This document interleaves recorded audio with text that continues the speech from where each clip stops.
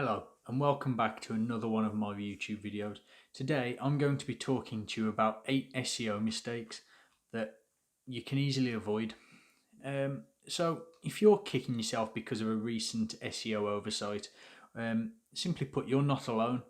SEO, search engine optimization, has become a ridiculously complex field where simply understanding the basics can be an enormous task. Plus, there's the fact that the average SEO strategy covers a lot. Um, so if you are kicking yourself, you're not alone. And there are keywords, meta tags, off page optimizations to take care of, as well as more advanced tips, tools, and tricks to learn and use to get the job done well. Simply put, it can be overwhelming. Also, because of the metrics that are involved, it's impossible to hide from any mistakes or oversights because simply the numbers will show it.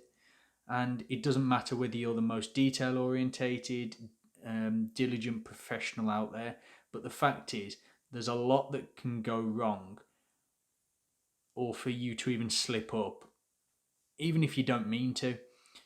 So, if you haven't ever messed up, hats off to you. But in honor of all the mistakes that have and will be made, here are just 8 silly mistakes that even SEO professionals can sometimes make.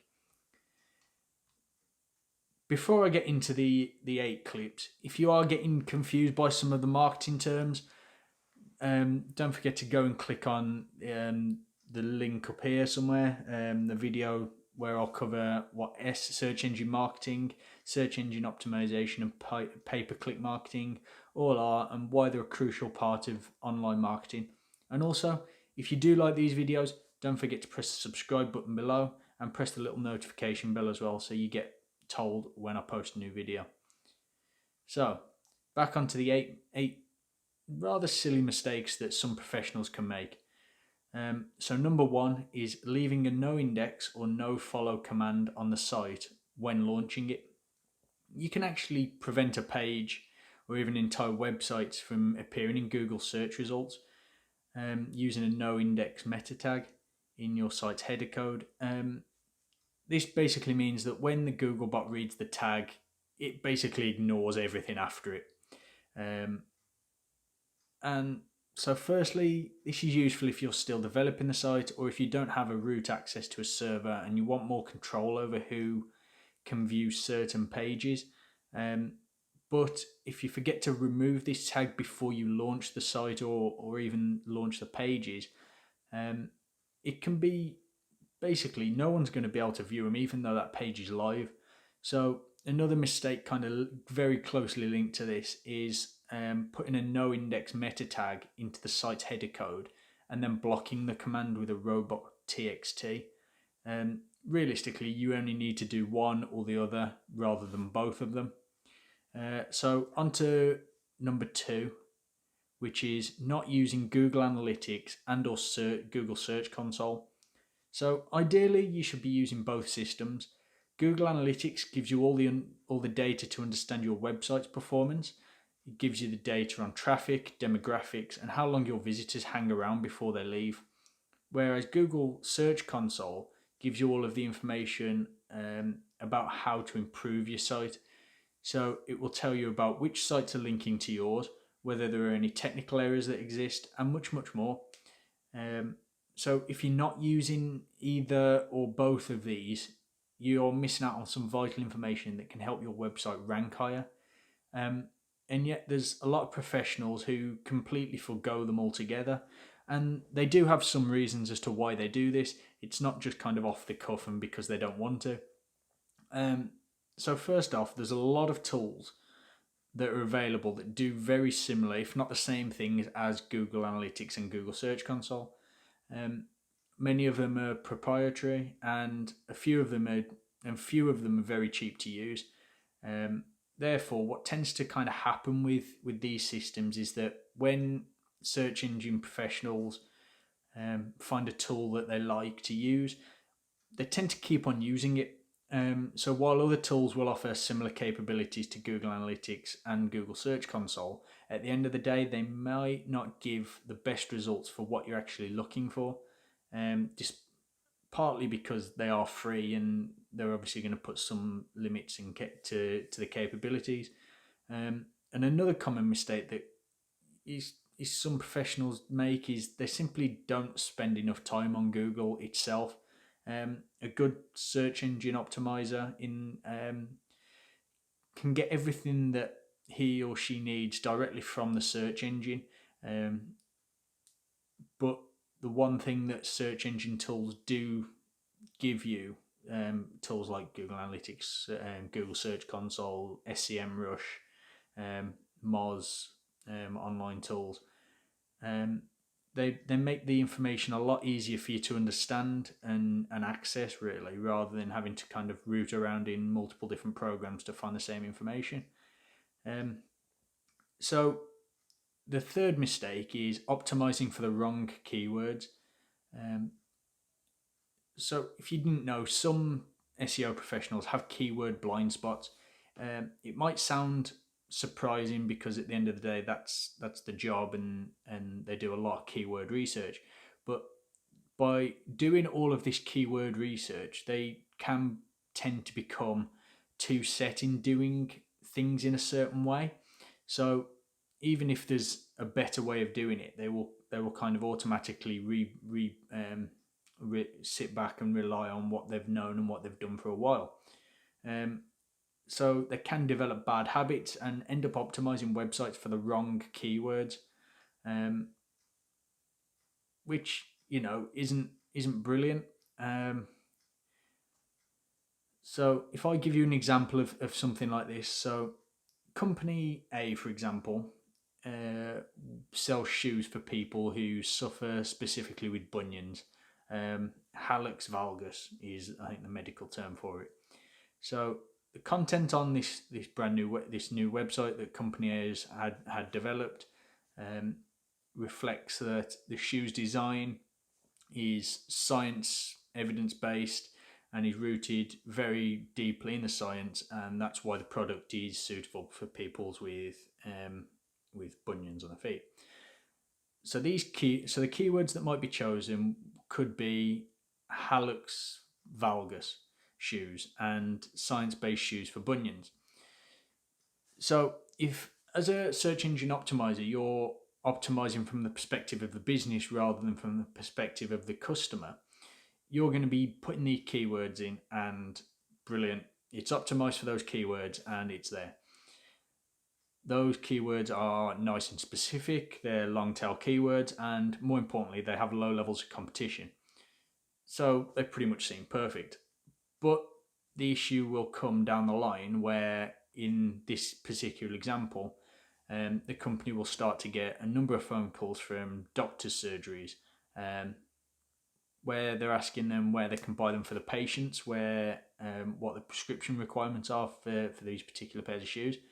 And while that's great and people are getting leads and inquiries in, the purpose of the website might be that it's to sell to the general public. So the issue there arises when the search engine optimizer, through no fault of their own really, has been optimizing that for the business's perspective, where they've put all this very scientific language, this specific language in, whereas the actual paying public, the people who are going to be buying the product, don't use the same keywords.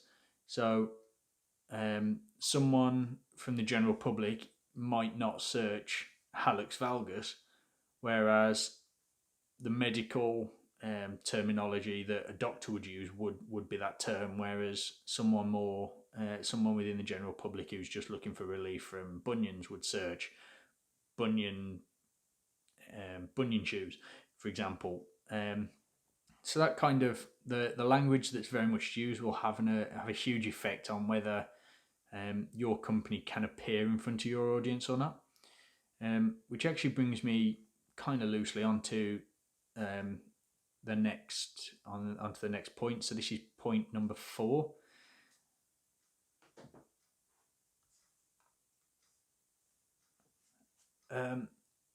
Which is not using internal links. Point number 4 is not using internal links. So citing your sources and having a lot of high quality and authoritative sources as part of your blog posts that really back up your idea is a brilliant idea. Not only does it really help your readers take you seriously, but it also sends a signal directly to Google that you can be trusted not to mislead your audience. And after all, it's one of the things that Google themselves specify in their search quality evaluator guidelines. However, sometimes we can get really excited about external links, and simply put, we begin to neglect the internal terms and the internal links that we've built up over time. So these internal links are a brilliant way of really boosting your position in the SERPs, because they make it easy for the Google bot to crawl your site and help to signal these really important pages that you want to really get ranking well, and the topic clusters that go with them. They really gets them pushing up the website and up the SERPs even, and they help to drive traffic to other parts of your website as well. Maybe even the parts of the website that might be of interest to someone that's reading that particular blog post, but that they wouldn't have otherwise found because the other blog post that's related doesn't rank as well. So number 5, which links very closely to the blog posts, which is there's no fresh content. Google actually has a freshness algorithm. If you didn't know that, you do now. So if you're serving up stale content, you'll probably notice that your page rank and therefore your static traffic starts to drop. This stale content is content that is outdated due to new statistics or market changes. It's incorrect because of new information that's available. It's irrelevant because of changes in how Google itself views a specific keyword, or it's been devalued because of an algorithm update. So content isn't just a post it and forget it thing. And because things change over time and links break, files get moved or go missing, and keywords fall out of usage or other keywords become more popular, you really need to be keeping an eye on your pages and remove old content or update anything that looks like it's going to begin to slide. Especially if it's like your key performing piece of content that really draws people into your website. Not only will your audience benefit from obviously having updated information available to them, but Google's also going to appreciate it, and they're going to reward you with better SERP positions. And if you want to know more about kind of content marketing and how you can use content marketing, I'm going to put a video just up top here in probably this corner here, about why you should be using content marketing for your business. So the next point, so point number 6, is not actually optimizing for search intent. So this is quite similar to not using the wrong. Point number 6 is not optimizing for search intent. So this is similar to using the wrong keywords. Not optimizing the pages for the search's intent can be just as devastating to your SEO strategy. Unfortunately, optimizing for search intent has become a whole lot easier as Google continues to kind of fine-tune its ability to deliver exactly on what people are looking for. So generally, there's 3 categories that Google groups a searcher's question into, and these are do searches, which they tend to be transactional in nature, such as buy a laptop online. You then have no and no simple searches, which are informative in nature, such as what are the best laptops in 2020. And then you have go searches, which are more navigational in searches, such as laptop sellers near me, or laptop return policy for a specific website. So you want to be really optimizing for each of these searches, because not only do they correspond to what people are looking for specifically, but they also act as specific steps within the customer's journey. For example, the do searches, they're transactional nature, but they also look at someone's very much looking to buy. They've very much got a laptop in mind. They want to know where to go and where they can buy it from. The no and no simple searches are people in that kind of research stage of their customer journey, so they're not quite sure yet, but they're there and they want to know more about specific laptops and kind of where they want to go and what things they want to know about. And then you've got the go searches where you've got they're looking very much in a specific area, or they've had an issue after they've purchased a product, so they're looking for that kind of return policy, so they can then find out what their standing is. So ranking for these and optimizing your pages for these search intents really maximizes the chances that you're going to get the right content in front of the right customers at the right time when they're needing it most. It makes it a lot easier if all of your information is there, that's easy for them to view, and that they can access it quite quickly. So number 7 is thinking that SEO is only concerned with traffic. Traffic is a huge part of why people participate in search engine optimization. And if you go into any search SEO board, message board, subreddit, you're going to see post after post after post, which has the general title or general question involved. Why am I not getting more traffic? Or how do I drive traffic to my new site? Or the best SEO strategies to boost site traffic quickly. In other words, they're all focused on traffic, and more traffic. And sure, as an SEO partner, it's your job to drive traffic to the website, and a good SEO strategy will generally accomplish this. But the thing is, it's not entirely always about the amount of traffic that's being driven to a site.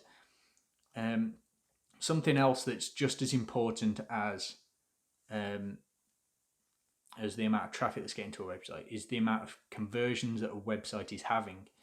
So you can have all the traffic in the world that you can want, possibly, but if you're not converting any of them into paying customers, what's the point? You might as well just go and bury your head in the sand and not say a word, and just have the customers that come to you anyway.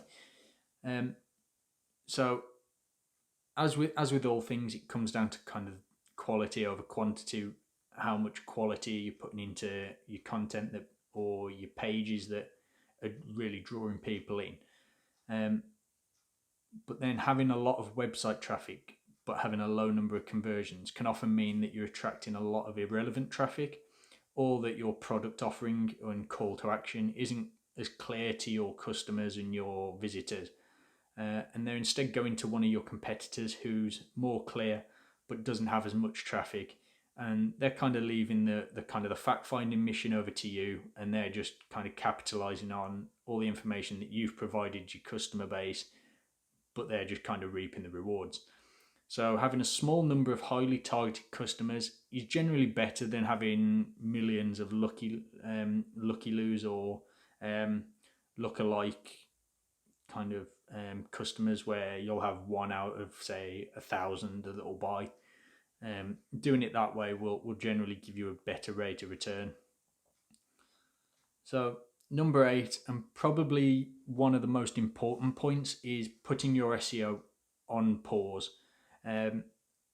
You've got your fancy new website. It's all been built. It's on the latest system. It's all it's all coded to take into consideration Google's latest algorithms. Brilliant. And you've loaded it to the brim with super helpful information that your customers are going to absolutely love.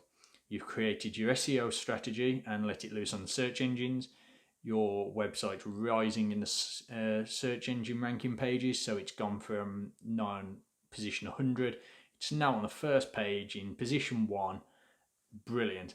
People are visiting your site because it's the number 1 website. It's there. It's got all the information they want. And then you let it all slide. Simply put, what's happened? You were doing well. That's pretty much what's happened. You've found your strategy was doing well and working for you. And then you got complacent, and you've maybe put your focus on other things like improving your product line, thinking that your kind of SEO would be good on the back burner and it just keep on ticking over and working for you, and you won't need to touch it again. Simply put, SEO is not like a light switch where you can just turn it on when you feel like it. It's a bit more like a dynamo torch where you have to keep maintaining and improving, otherwise it'll just run out of energy. And if that happens, your ranks will degrade. You are going to start falling down the search engine ranking pages, the SERPs, and eventually you're just going to fall into Google obscurity, which is more commonly known as page 2 of the search results. So if you've got any takeaways from kind of these 8 points, it's that even when you know what you're doing, plenty can go wrong. Planning, implementing, and maintaining a viable SEO strategy involves a lot of moving pieces. It's enough to drive anybody crazy, as simple as that. And it also means there are plenty of opportunities to make little oversights and mistakes that can absolutely devastate your positions in the SERPs. And there you go. I've just covered 8 super simple and sometimes seemingly silly things that are done by accident by professionals every single day that can damage your search ranking positions. If you like these videos, don't forget to press the subscribe button below and press the little notification bell so you get told every time I post a new video. And don't forget to drop a comment if you've ever experienced any of these, or even if you've ever done any of these, just drop me a comment and let me know. If you want me to cover anything in the future, do the same thing. Drop me a comment, and I'll see you next time.